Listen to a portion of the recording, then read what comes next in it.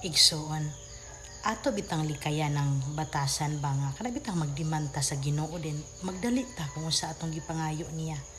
Igsoon, ayaw unhi ang Dios kay kung nindot kay kag plano mas nindot jud ang plano sa Ginoo.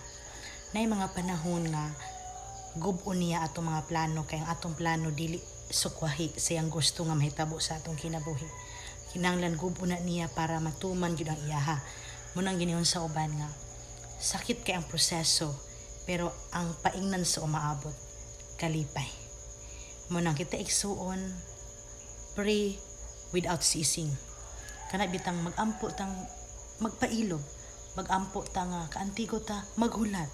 Dayon di ta mapulan sa pagampo, no?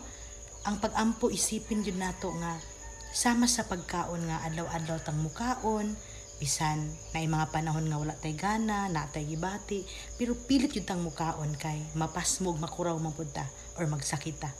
Ngun ana ra usab ang pagampo.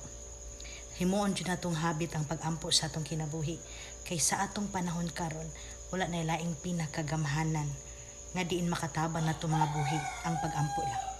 O kining pag-ampo mo ni ikasukol nato sa kaaway sa Ginoo nga di nato makita nga naa karon sa kalibutan nga kaaway sa Ginoo nga din sa higayon nga siya maghatag natong kasakit o mga pagsulay dili ta niya kaya tumpagon kay lig-o na ang atong pagtuo o pagsalig sa Ginoo.